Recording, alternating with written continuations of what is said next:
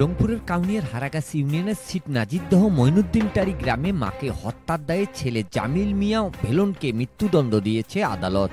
২৮ October মঙ্গলবার রংপুরের senior জেলা ও দায়রা জজ ফজলে খোদা মোহাম্মদ নাজির এ রায় দেন। রায় ঘোষণার সময় আদালতে উপস্থিত ছিলেন অভিযুক্ত জামিল। মামলার বিবরণে জানা যায়, পারিবারিক বিষয়ে দ্বন্দ্বের জেরে মা জামিলা বেগমকে হত্যার সুযোগ খুঁজতে থাকেন ছেলে জামিল মিয়া ভেলন। ২০২২ সালের ১৯ আগস্ট রাতে খাবার শেষে মা ও ছেলে একই ঘরে আলাদা বিছানায় ঘুমিয়ে পড়েন। রাত ১টার দিকে মাকে ঘুমন্ত অবস্থায় বালির চাপা দিয়ে শ্বাসরোধে হত্যা করে ছেলে জামিল। হত্যার বিষয়টি গোপন রাখতে বসত ঘরের মেঝে খুঁড়ে লাশ পুঁতে রাখে জামিল।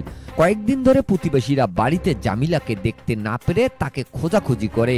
২৪ আগস্ট প্রতিবেশীরা জামিলার ঘরে ঢুকে দুর্গন্ধ ও মাটি খোঁড়া দেখতে পেয়ে পুলিশে খবর দেয়।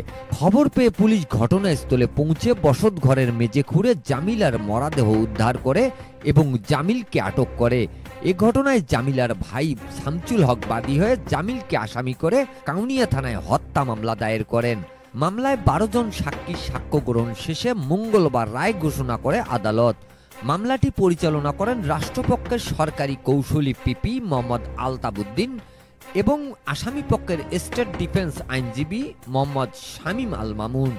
মৃত্যুদণ্ডপ্রাপ্ত জামিল মিয়া ভেলন কাউনিয়ার হারাগাছ ইউনিয়নের ছিট নাজিরদহ মঈনুদ্দিনটারি গ্রামের আব্দুর রাজ্জাক ওরফে লাল মিয়ার ছেলে। Mizanur Rahman, DRS news.